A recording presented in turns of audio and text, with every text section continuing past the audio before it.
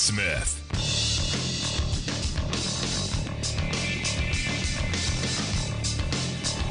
And welcome, brothers, sisters, working class heroes. This is the Rick Smith Show. Thanks so much for being here today on the big program. Lots to get to, lots to talk about, some interesting news on the breaking side of things. Mike Lindell, the pillow guy, he says that today the FBI raided him and seized his cell phones. Yeah, I mean, duh. You gotta wonder, the guy who's been running around screaming all of this election denier stuff, that close to Trump, that much money, had to happen. And I guarantee, this is where my mind goes. I guarantee he wasn't smart enough to delete all of the crimes that he's probably been a part of. That's going to be my guess in this. And because of the arrogance, this is one of those things that is really right out in front. That there were so many people who, they believed that they were right, and they recorded their treason, they recorded their crimes, and they're going to be proud of it. Very, very, very interesting, especially now as the Justice Department is really, it's becoming more apparent just how much they're getting into all of what Trump and the brain trust were pulling from. The fraudulent electors, that scheme. We now know who delivered the fraudulent electors to Representative Kelly. The push for all of these baseless claims of all of this fraud and all this. Now we look back, kind of fantasy, and I go back to the kangaroo hearing that Doug Mastriano had in Gettysburg. After the election, where they had Donald Trump on the phone, speaking into a microphone, into the phone, just rambling. And all of the people who quote unquote testified without being under oath, because they had to know people were going to lie. Because it's easy when you don't put your hand on the book that they so cherish and promise to swell the truth, to tell the truth, the whole truth, and nothing but the truth. So help them, the God that they claim to love. And I look at all of this, and they're digging into the money, which for me, from the beginning, that was the focus. I'm not so much worried about the guy urinating on desks and dumping on the floor. I'm not so much worried about the guys breaking windows.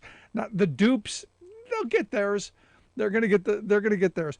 It's the moneyed interests that I have always been interested in, and exposing that. And maybe it's going to happen. Also, the FBI has arrested the Republican County Board of Elections commissioner in Rensselaer County, New York. Evidently, they picked him up outside of his residence Tuesday morning and charged with fraudulently obtaining and possessing absentee ballots. Their information that at least 8 voters without their permission, he had these ballots. And you go, why? Oh yeah, because what they do is right. Yeah, interesting times. And the hope is that to the bottom of it. Because for me, the part that's always been interesting is how they claim there's all this fraud going on, yet all of the fraud and all of the tampering seems to be coming from one side of the political aisle, the one that pointing their finger at everybody else. So there you go. Also news, Donald Trump, former president, not going to be invited to the Queen's funeral in London. That's been confirmed, and you go, wow, there's a shocker. Also a major shocker, Vladimir Putin not going to be invited.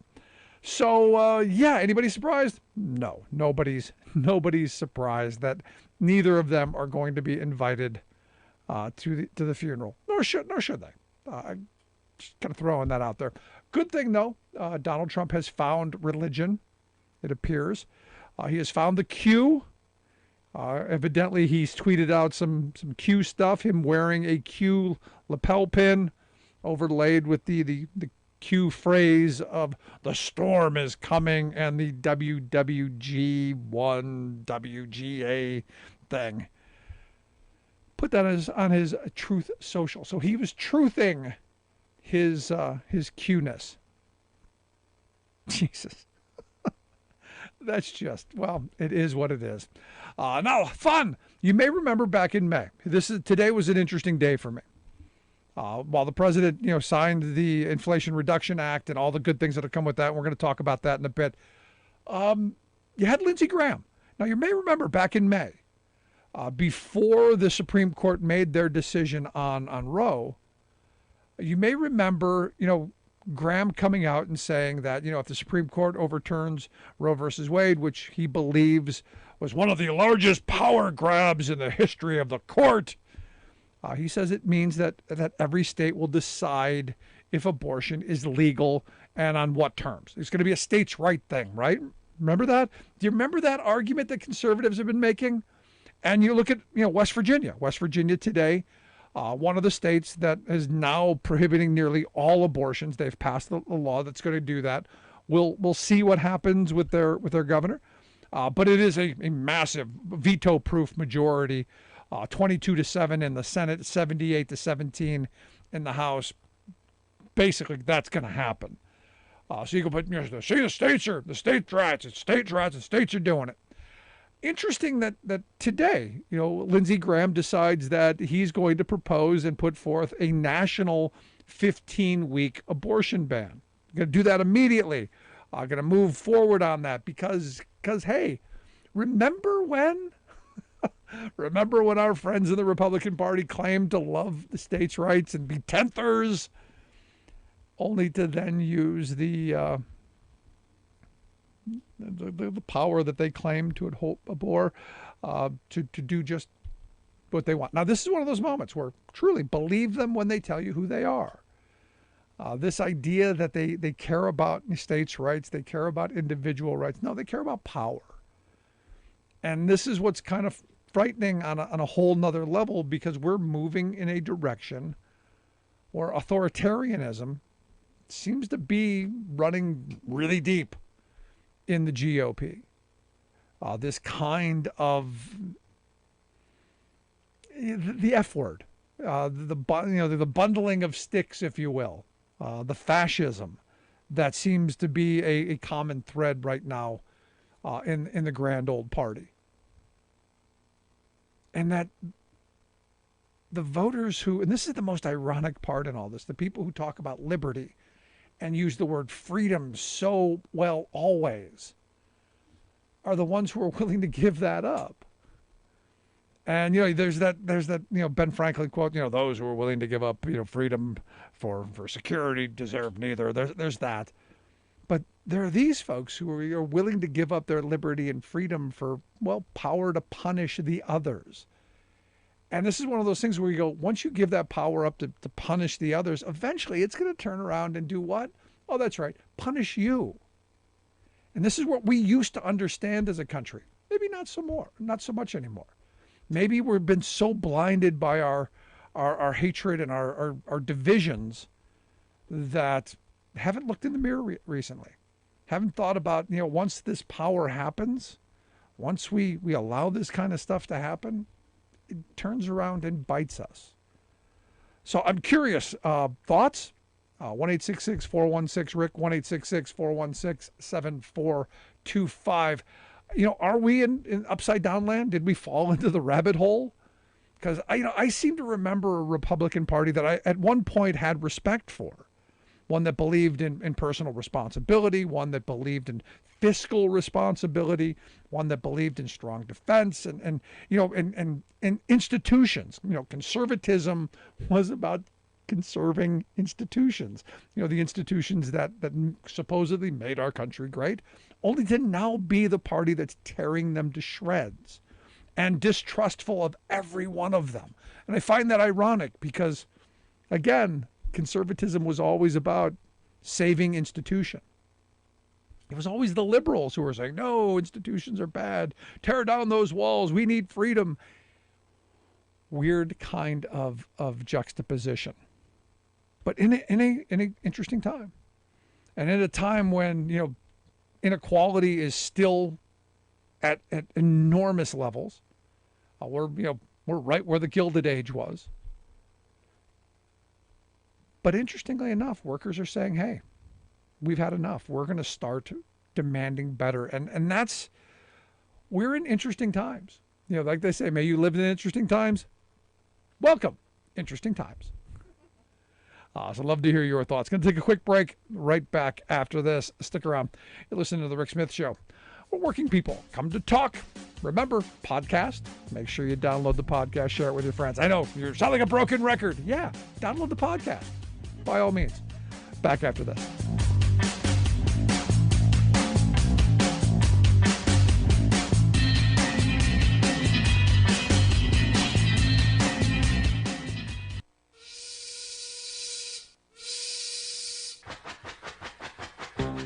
If you're a fan of the show, you've heard our labor history in 2 segments, and you can hear them on the radio pretty much anywhere in the U.S. Labor history has never been more important than it is right now. So here's what we'd like you to do. Tell a teacher. Tell a teacher that labor history is important and that they can get digestible 2-minute lessons that are absolutely free. Free to download, free to use, free to share. Tell a teacher to go to thericksmithshow.com/history and help us put labor back where it belongs, in the classroom. Generations of American workers fought, bled, and died to build the American way of life. It's our job to keep their stories alive.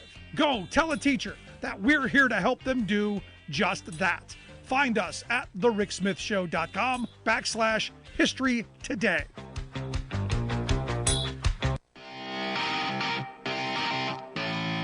Welcome back to The Rick Smith Show. Now, here is Rick Smith.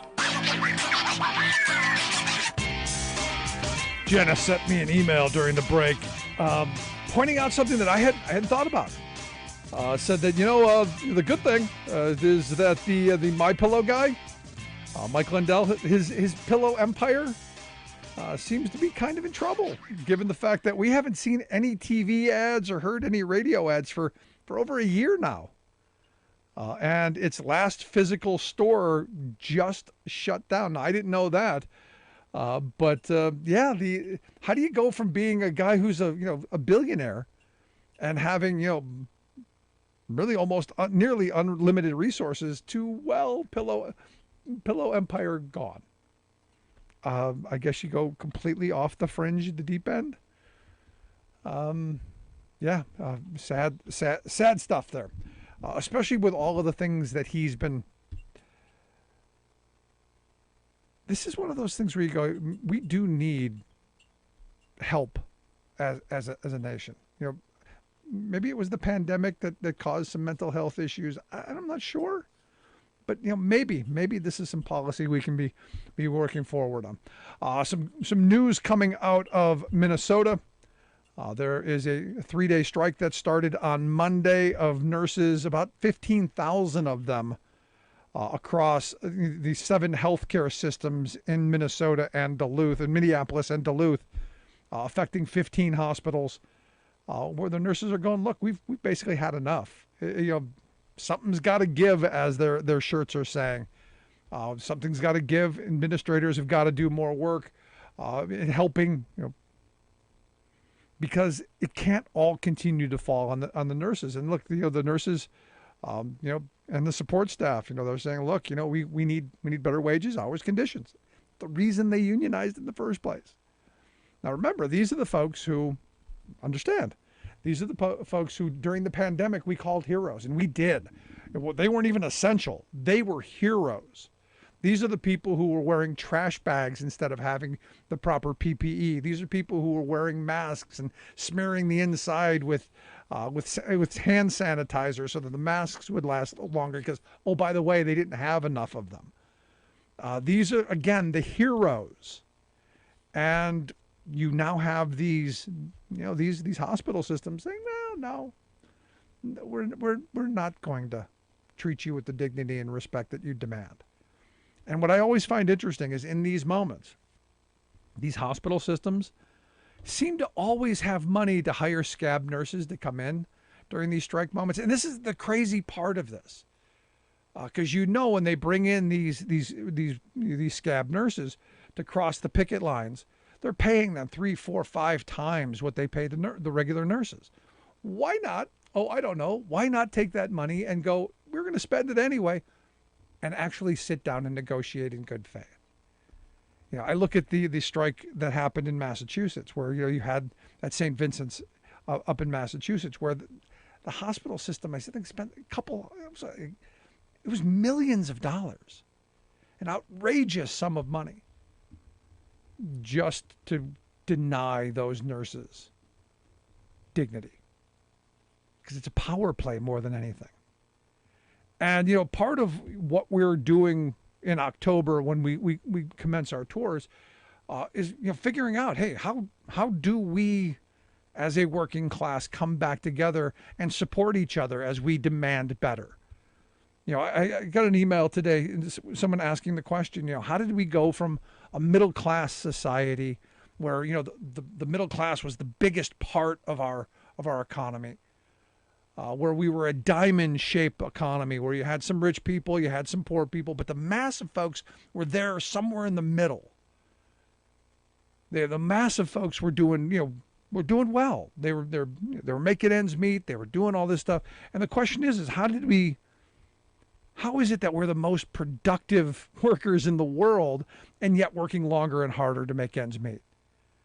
How is that possible? And I think we have to go back and again, I'm going to be hammering on this because I think it's important.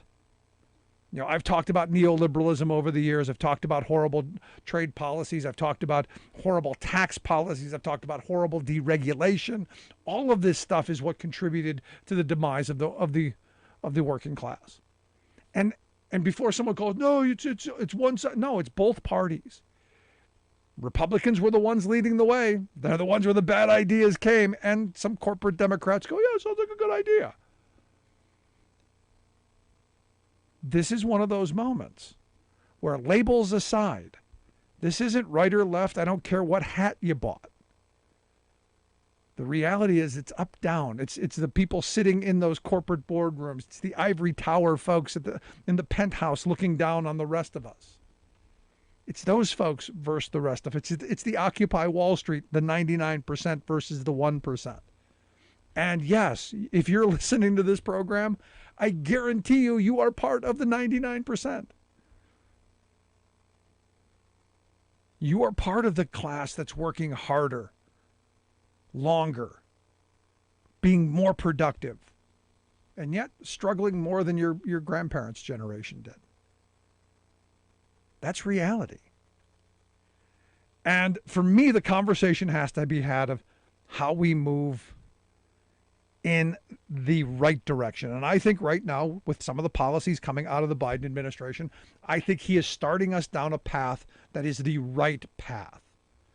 Investing in our country, rebuilding our infrastructure, investing in manufacturing, reshoring those jobs, and having the national security ability to produce our own war machine. It's always been insane to me. And I'm talking for almost all 17 years of doing this program. It's always been insane to me that we're a war society. We like our wars, and yet we don't produce our entire war machine. Chips being a huge part of this. The fact that the CHIPS bill got passed and we're going to reshore manufacturing these little tiny little computer brains. This is enormous. Because you're going to make your smartphones, and you're going to make your computers, and you're going to make your cars be able to talk to each other, but you're going to also have the smart chips that make your smart bombs smart. So you don't have to go to the Chinese if anything bad ever happens, going, I know we're at war with you, but could you spare some of those chippy things? We'd like to have the big bombs find you. You think they're going to buy into it? Of course not. This is one of those times where we'd better wake up. And this is where you listen to the Christian white nationalists, you listen to the Republicans who are out there spewing this kind of hatred and vitriol that you get from the Mastrianos of the world, from the Q types of the world. You don't hear them talk about trade. You don't hear them, and you go, this should be, if you're a nationalist, this should be a natural place for you to go, yeah, we like our hatred, and all that, but we also like manufacturing. Not so much. Now, interestingly enough, President Biden said that, look, if Republicans win the midterms, if they win Congress in the midterms, he said if we lose the House or lose the Senate, it's going to be a really difficult 2 years. He said, I'll be spending more time with the veto pen than getting anything done. And that's true. And this is why I said from yesterday, and I've been saying for a while, we're at a crossroads moment. And understand, Republicans understand this as well. They know this better than anyone. Once these policies get rolled out, once people start saying, oh yeah, they fixed the road. Hey, I like that. Hey, they rebuilt that bridge. That's good. They invested in our infrastructure. Our water's clean. We're not having giant sinkholes swallowing up buses. This is good stuff. Who's doing this? Oh yeah, that was that Biden guy. It was him. It was those Democrats we're told to hate. And once we start bringing those jobs back and creating manufacturing again and having communities across this country thriving, main streets being unboarded and filled with shops and opportunity, they're going to ask, this is what they know. People are going to go, well, how'd that happen? Smart policy, which is why I think it's so important to understand that bad policy is what got us here. Bad tax policy, bad trade policy, that's what got us here. Deregulation. You go back to the late 70s. The Carter era deregulation was horrible. And yes, it was Jimmy Carter who deregulated trucking and the airline industry. But it was Reagan who put the pedal to the metal and made sure that we're going to break up those unions, make sure we ruin the collective bargaining rights of thousands, of hundreds of thousands of workers. And in the airline industry, make sure we steal their pensions to boot. That history needs to be retold again and again to where maybe we remember. And then maybe we don't do it again. But as I've been saying, we're at a crossroads. While I like the fact that we're talking about infrastructure and have a bill that's going to do some of that, it's not nearly enough. While we're talking about reshoring manufacturing, not nearly enough. Production of solar panels and batteries and the technology of the future, not enough. We're one election away from having all of that stripped out and continuing down the trickle-down Reaganomic lane, which means, well, working harder and longer for less because workers have no power, which means a middle class that continues to morph into the working poor because, well, the gig economy is the rise of the working class. And I don't think that's the way we want to go. So this election to me is a big one. This is about the future. This is about moving us in a direction that when our grandkids ask us, what did you do?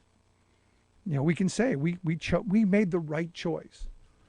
My parents' generation can't make that claim. 1980 was a horrible choice, which is why we have to make the right ones. I'd love to hear your thoughts. Email me, rick@thericksmithshow.com. I'm going to take a quick break. Right back after this. Stick around.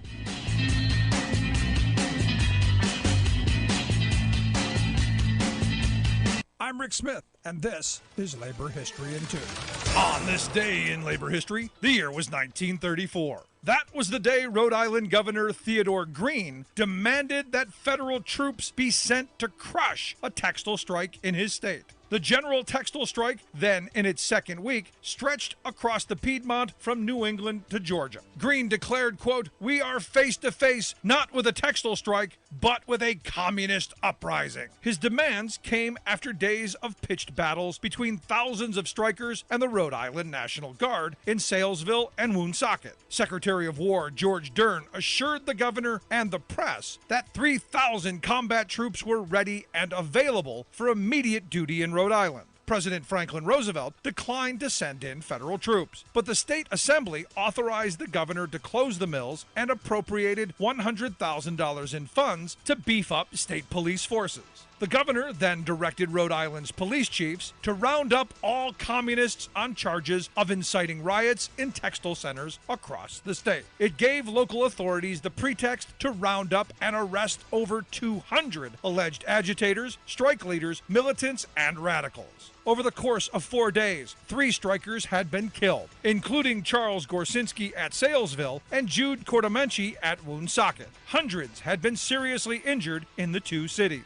7 of the 16 strikers who had been shot by state troops were near death. State National Guardsmen had been given the shoot-to-kill order to protect the mills and the scabs. Once the governor shut down the mills, police forces easily arrested dozens of flying squadron picketers and established martial law-like conditions, though it was never officially established. Within days, the strike would be quelled in Rhode Island. Labor History in 2 brought to you by the Illinois Labor History Society and The Rick Smith Show. What makes a newspaper great? Many say it's having street-savvy reporters and editors with the integrity to shine the light of investigative journalism on the power structure's abuses. But no, says Fred Ryan, top executive of the Washington Post. The secret is attendance. Ryan, a corporate manager and former Ronald Reagan staffer, was handpicked to be CEO of the legendary paper by Jeff Bezos in 2014 when the Amazon billionaire bought the Post. But on Ryan's watch, readership is in decline, which he blames on newsroom sluggards who don't spend enough time in the office. So he's become the hall monitor, measuring reporters' productivity by their office attendance. Fred seems unaware that a good reporter's real work is out on the beat, not sitting in front of a computer. No doubt he would have fired Woodward and Bernstein for being out of office so often to meet with Deep Throat to uncover Nixon's Watergate scandal. In fairness, though, he apparently has a 2-part plan to boost team spirit. 1, eliminate 100 reporters. And 2, judge the output of those remaining by counting the number of video conferences they attend each week. But that's hardly the totality of Ryan's innovations. The big news is that he's hired not 1 but 2 high-dollar PR firms to create a cutting-edge, quote, branding strategy for the Post. Already, they've come up with a spiffy new corporate slogan. We don't just break news, we break ground. Wow, how great is that? Never mind that some wags have changed the second line to we break wind. This is Jim Hightower saying, when overpaid incompetents like Ryan substitute slogans and computer metrics for real solutions, they're admitting that they are the problem. They don't know how to motivate and manage a creative workforce. They should resign in embarrassment.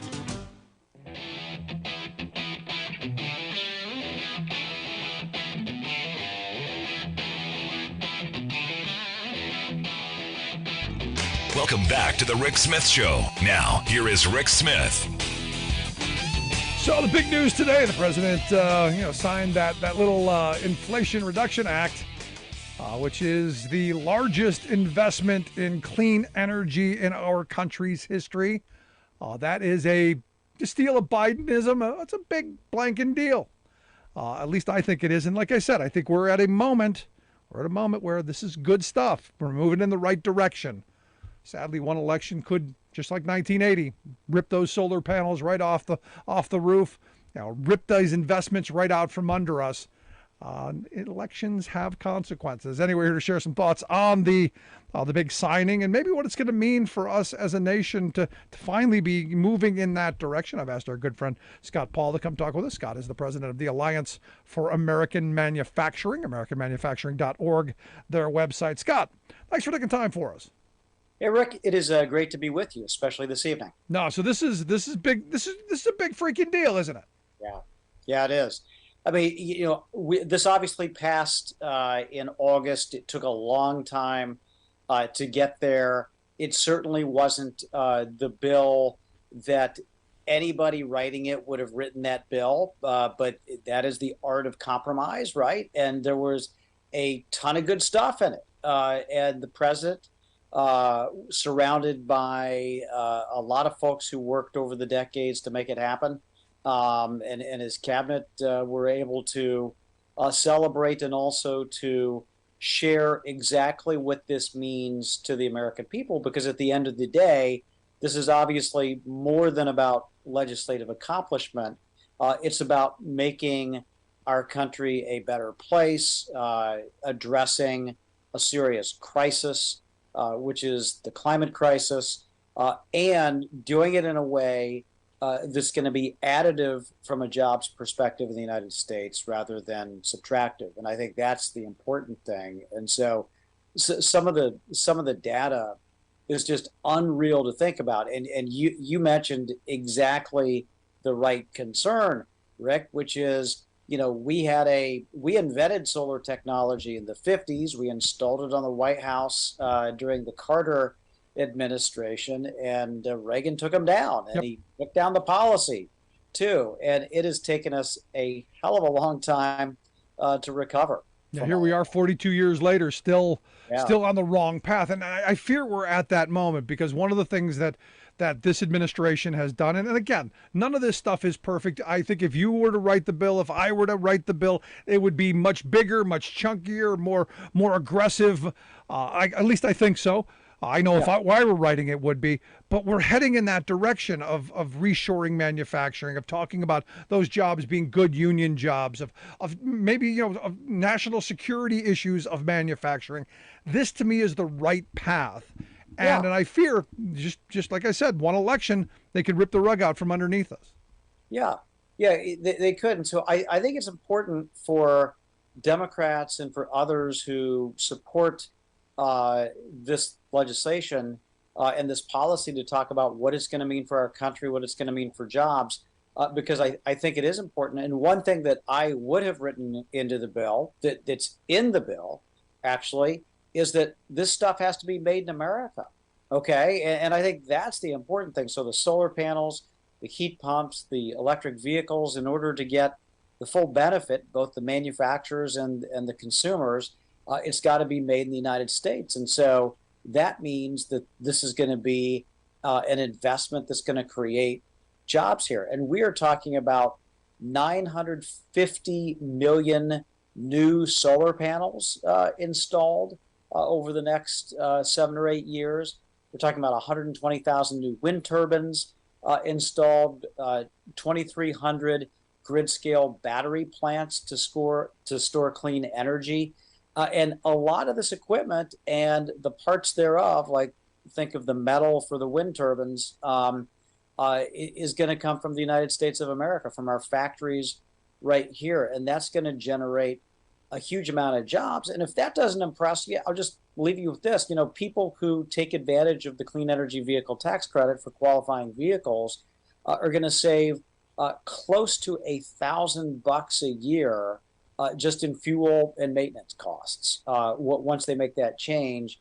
And again, you can get a $7,500 tax credit for a fully qualifying vehicle.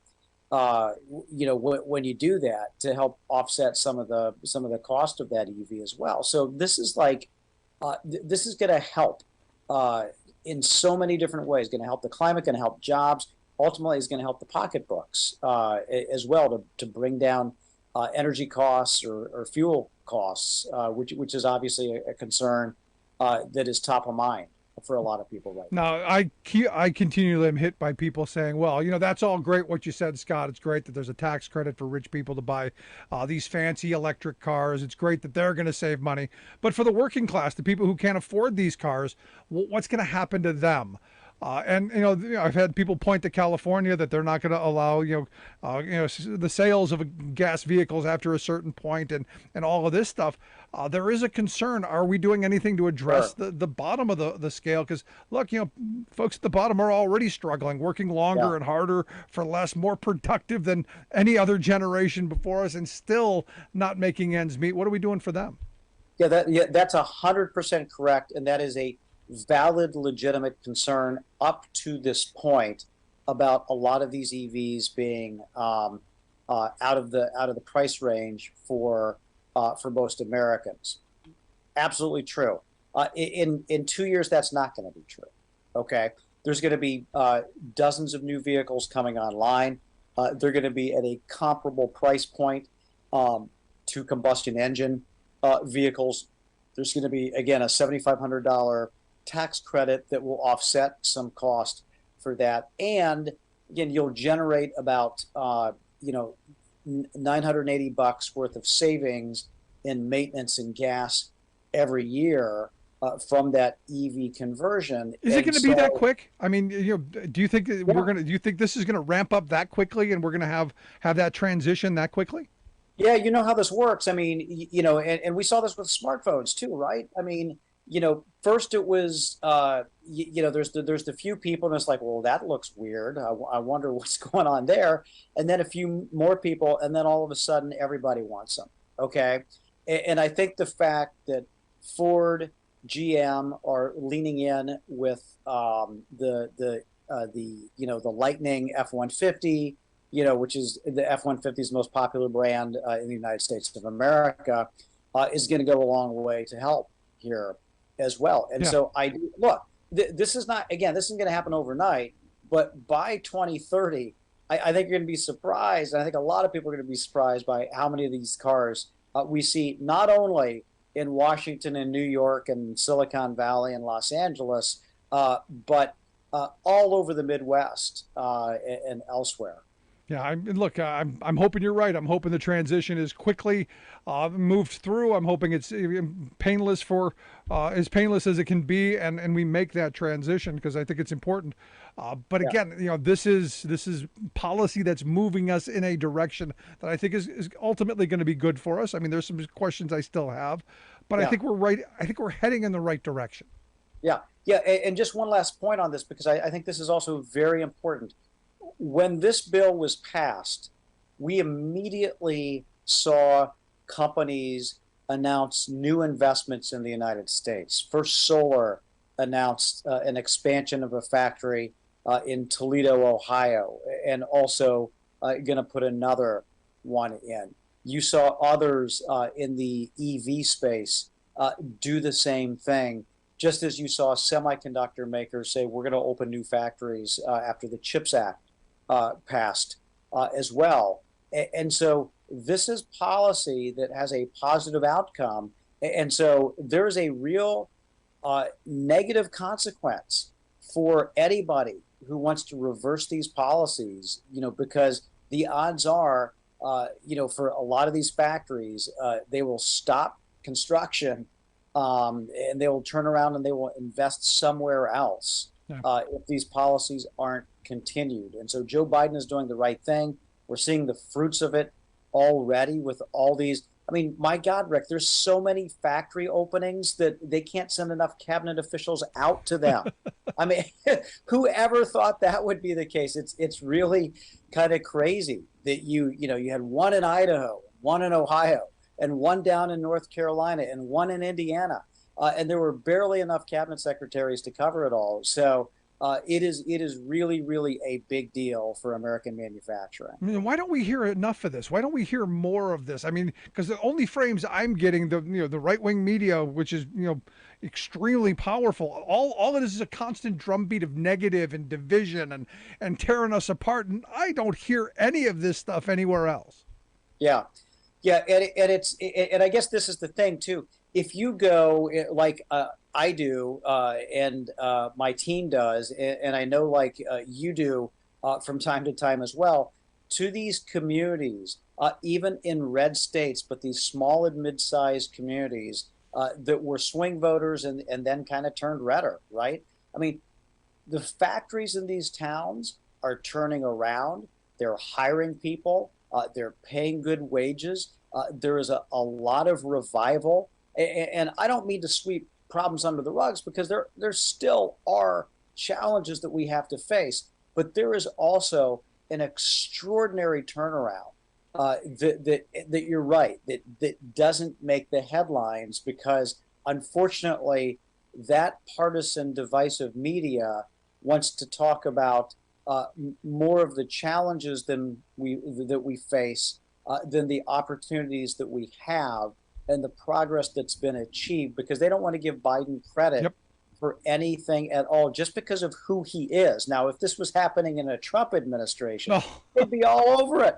Yeah, But- no, I've been saying for a while we should get, remember those idiotic stickers they were putting on the gas pump? Biden did this, pointing. Yeah. I would get big 15-foot cardboard cutouts and put them at every one of these factories. Yep, Biden did this. His policies did this, and oh, by the way, vote the wrong way in November, all this could go away. That's, to me, something that needs to be done. You're listening to the Rick Smith Show, or with Scott Paul. Scott is the president of the Alliance for American Manufacturing, AmericanManufacturing.org, their website. Now, you mentioned the CHIPS Act, which, again, hugely important in my view, something that I've been screaming about for years, because, how can you have smart bombs that need smart chips if you don't actually make the chips?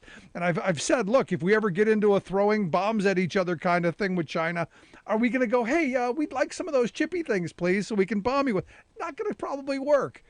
So the fact that Biden is now doing this, and we're actually talking about curbing some of the stuff with China and pulling back, I think that's a good thing. Yeah, that's exactly right. And there's a couple of policies that have to go hand in hand to make this work.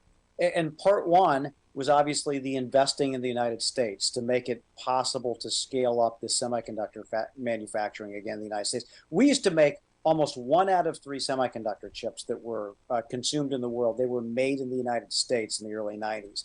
That shifted first to Japan, then also to Taiwan and other Asian countries, and finally to China. And now we make only about 7% of the chips that are produced in the United States. The policies that Biden put into place will get us back up to 20% of the world's production of semiconductors, which is about what we consume. So that makes a lot of sense. But and there's a big but here. The challenge is China. As much money as we're investing in semiconductors, China is tripling that to try to gain more semiconductor production, and most importantly, Rick, to try to gain the latest technology, because the Chinese semiconductors, for the most part, are a couple of generations behind.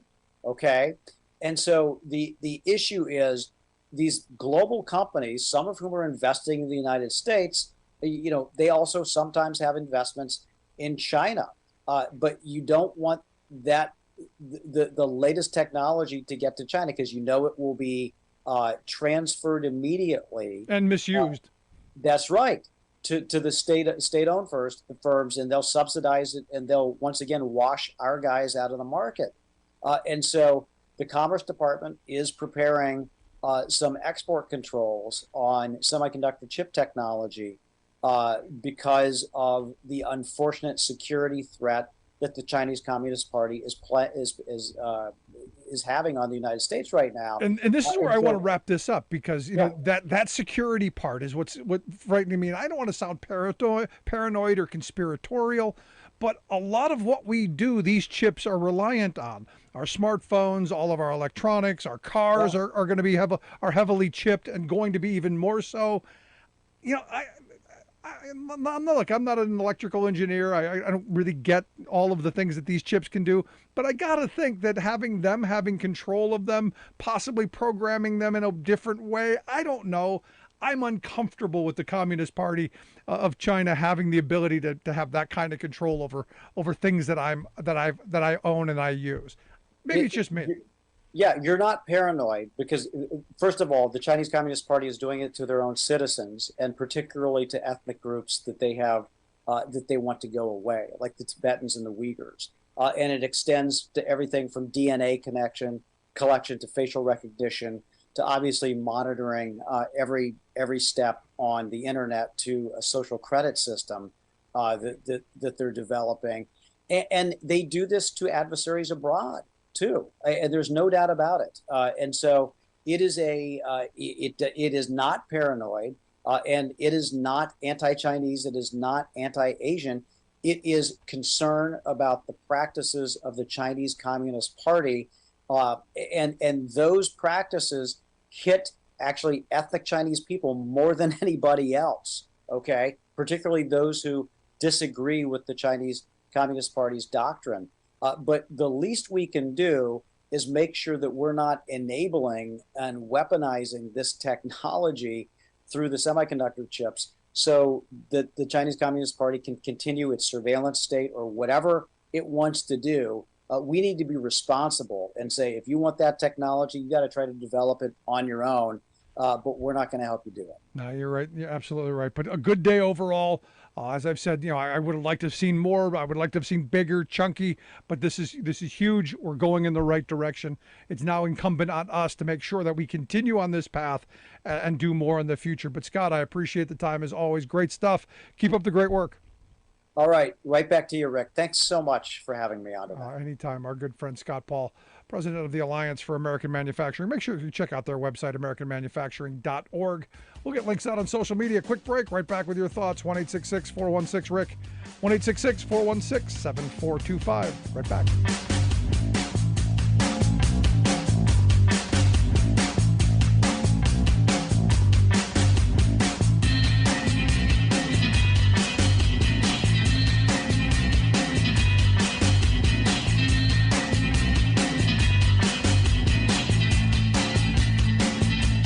I'm Rick Smith, and this is Labor History in 2. On this day in labor history, the year was 1971. That was the day that the state police stormed Attica Correctional Facility in New York. 4 days earlier, the inmates had taken over the prison. One guard was killed. The guards were members of AFSCME Council 82. The prisoners demanded improvements to their brutal living conditions in the overcrowded prison. Police retook most of the prison, but the inmates held guards hostage in cell block D. One of the prisoners, Elliot James Barkley, explained the takeover. "We are men, we are not beasts, and we do not depend to be beaten or driven as such. The entire prison populace, that means each and every one of us here, have set forth to change forever the ruthless brutalization and disrespect for the lives of the prisoners here and throughout the United States." When the police stormed the prison, they dropped tear gas from helicopters. They fired 3,000 rounds, firing on prisoners and hostages indiscriminately. They killed 29 inmates and 10 hostages. Police claimed the prisoners had killed the hostages. They also accused the inmates of committing atrocities against the guards. Public outrage swelled against the inmates, including racially charged hate directed at the black prisoners. But autopsies proved that all of those killed had been felled by police bullets. Attica became the rallying cry for those concerned about prison conditions. It has been referenced by many in movies and songs, including John Lennon's Attica State.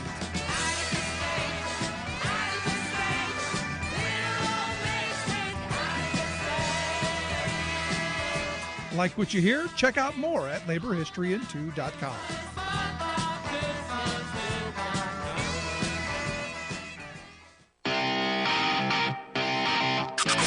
You're listening to The Rick Smith Show, where working people come to talk.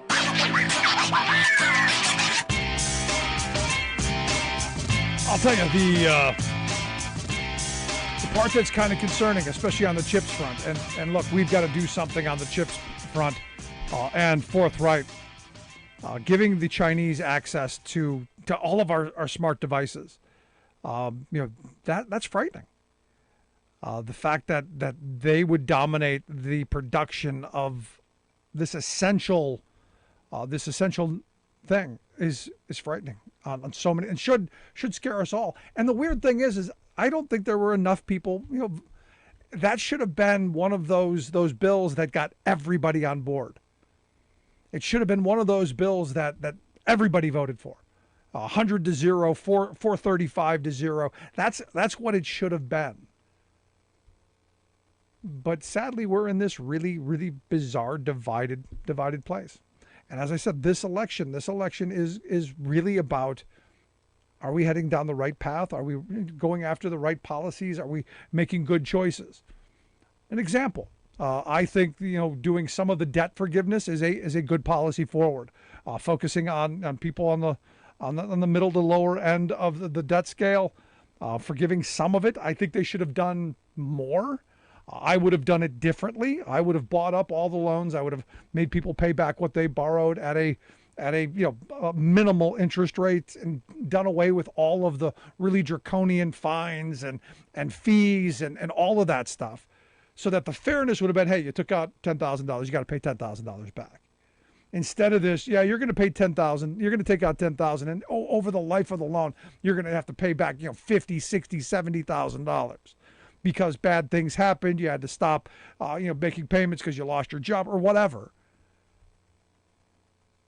You've now got almost half of the governors in this country who have signed on to this idea that Biden shouldn't do this. It's bad because they're claiming, and you got to love the simplistic mentality, the simplicity of their arguments, because they take the big number of the debt forgiveness and then they divide it by all the number of people, and they say, oh, you working stiff, you now have to pay, I think the number they threw out was $2,500. So everybody's taking on $2,500 debt to fund these spoiled rich kids. That's the frame, isn't it? The frame is you're being saddled with $2,500 debt so you can pay for your boss's education. That's how they're framing it. Never mind that a lot of this debt are working class people's kids. These are working class people who got got jobs as LPNs and as truck drivers and as cosmetologists, and you go down the list of things that loans were given out to get. But their frame, and they do this masterfully, is that of the class war, while saying there's no such thing as class war. Yeah. Now the reality is somebody's going to pay for it, and it's going to be the wealthy who are the ones who, like it or not, we have given so much to. I had a conversation the other day with a guy who brought this up, and I said, do you have any idea what the tax rates of the past were? Because they bought the frame that, we're taxed enough already. We're the most taxed people in the history of the country. And when you go, no, we're nowhere near taxed what our grandparents' generation was. The 1950s, a very high tax rate. 1953, the top marginal tax rate, 92%. 92%. It's now 36% for the same wealth. So that difference. Now, nobody paid 92%. They paid in the high 60s. Just like nobody's paying the 36%. They're paying, like Jeff Bezos, nothing. So where did that money come from? It came from working people. It saddled them with debt. It gave them less opportunities, less health care. Took from our infrastructure, and, oh, by the way, saddled the nation with a massive amount of debt itself. So we created the largest wealth class in the history of civilization by lower opportunities for our children and our generations of the future, lower opportunities for working people, less wages, less benefits, all of that, and saddled future generations with massive debt. But at least we've got rich people who have phallic rockets and can play with their big bathtub boats and thank the poor working stiffs for going to work every day and sacrificing so they can have these wonderful toys. This is the world that we're in. Until we in the working class wake up to the reality that we're getting screwed at every turn, and that all of the things that they throw at us are to divide and to tear us apart so that we're never looking at them, the sooner we figure this out, the sooner we pull our heads up from hating our neighbor, maybe we got a shot. Maybe we have a chance to recreate what my grandparents' generation did, a prosperous working class. Opportunities for future generations. And a cohesiveness that moved us forward as a country, didn't tear us apart. And this is why we're embarking on the tour. This is why we're going to go into red areas and blue areas, and we're going to take the hats off and talk about, hey, you remember the golden era? Remember clinging to that pride? We can do it again. I'd love to hear your thoughts. If you think there's a city we should go to, email me, rick@thericksmithshow.com. Also, remember, make sure you grab the podcast. Wherever you get yours, you'll find ours. Flash flooding, debris flow causing big problems for firefighters, damaging their trucks and stranding drivers. Torrential rains break historic California heat wave, capping a summer of extreme heat. We are playing with fire. All reactors shut down at besieged Ukrainian nuclear plant. Plus, so today I ask my colleagues to stand up for our kids, for our grandchildren, and for future generations. Looming showdown over energy permitting reform in Congress. All of those showdowns and more straight ahead from BradBlog.com. I'm Brad Friedman. And I'm Desi Doyen. Stand by for 6 minutes of independent green news, politics, analysis, and snarky comment. It's been a brutal week in this town. Oh, my God. L.A. was like Death Valley with In-N-Out burgers. I mean... True. I was here. This is your Green News Report. People in this town are going to their hot yoga class to cool off. Okay, Desi Doyen, we finally made it through the heat wave out here in Los Angeles, out here in California. It was terrible. It was endless, but it's finally ended. Yes, we've had some extreme swings in extreme weather. Yep. In Los Angeles, dozens of motorists were rescued after getting trapped by a mudslide, just one of several caused by remnants of Hurricane K in the Pacific, which also helpfully ended the historic heat wave in the state. We had to count on a hurricane to end our heat wave. Dozens of wildfires sparked by the intense heat continue to rage on, however, in the Northwest, blanketing the region in hazardous smoke. That record-shattering 12-day heat wave in western states capped a summer of unprecedented extreme heat waves across the entire northern hemisphere. In Europe, summer 2022 was the hottest ever recorded since records began in the 1800s, according to the EU's Climate Monitoring Service. Gosh, I wonder how that happened.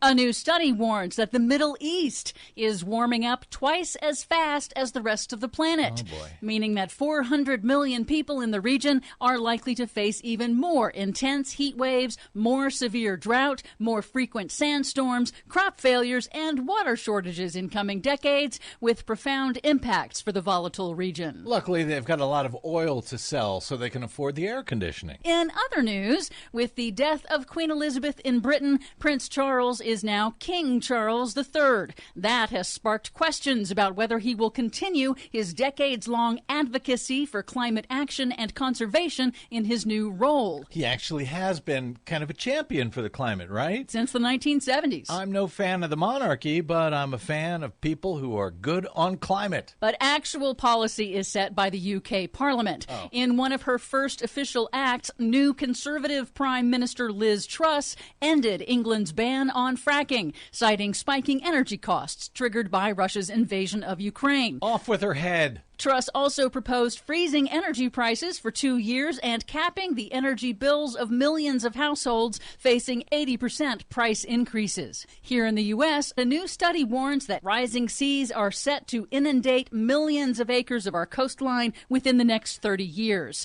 The study by Climate Central combined tidal data with sea level rise projections and U.S. coastal property records to identify those most at risk. Yeah, so it's not just property on the coast. It's actual houses and people who live there. Yes, and the analysis found that nearly 650,000 individual privately owned parcels are projected to fall below changing tidal boundaries by 2050. The biggest impacts will be on the Gulf Coast and Atlantic coast. Well, they've got a lot of oil to sell there, so I'm sure they can help pay for moving everyone off the coast. In Congress, a big fight is brewing over permitting reform. Democrats are negotiating a bill to speed up the permitting process for various kinds of energy projects, both fossil and renewable, which was the price for getting Coal State Senator Joe Manchin's vote for President Biden's climate bill, the Inflation Reduction Act. Late last week, a third of congressional Democrats came out against reported provisions in the bill, which they said would harm low-income and indigenous communities.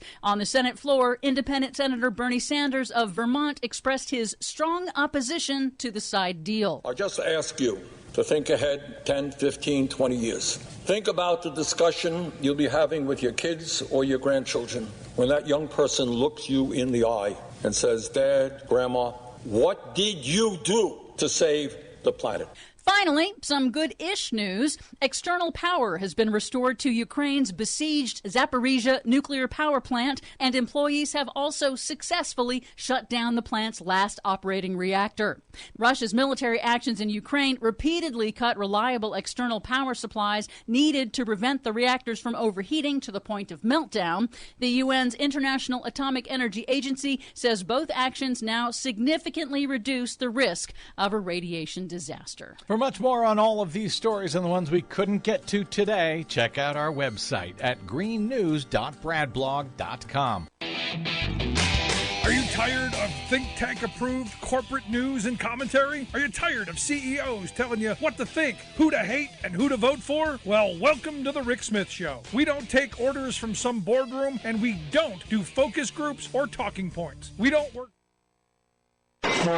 You're on board KCAA's Inland Talk Express. KCAA, Loma Linda, 1050 AM, the station that leaves no listener behind.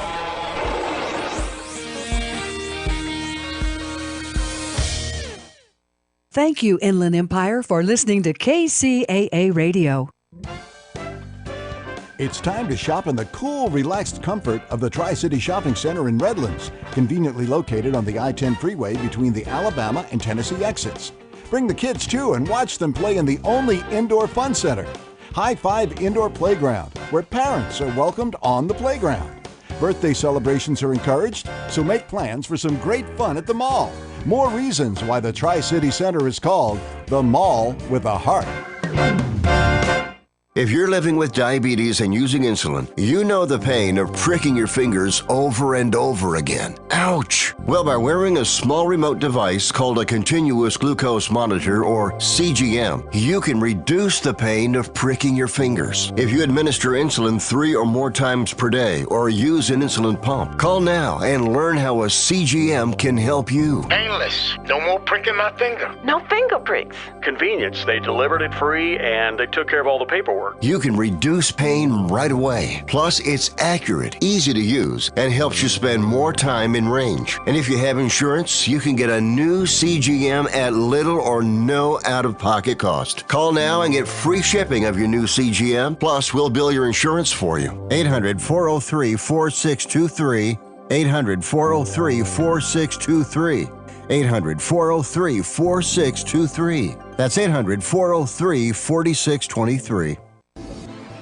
This is Judge Herb Dodell, and our show is called For the People. It's available every Monday at 4 o'clock, from 4 to 5, and we'll be talking about all kinds of things pertaining to the law and how it really works from the inside as opposed to the outside. So tune in and learn all you need to know about the legal system and how it works. This segment is sponsored by the Calamasa Event Center, and we thank them for their community support. The Calamasa Event Center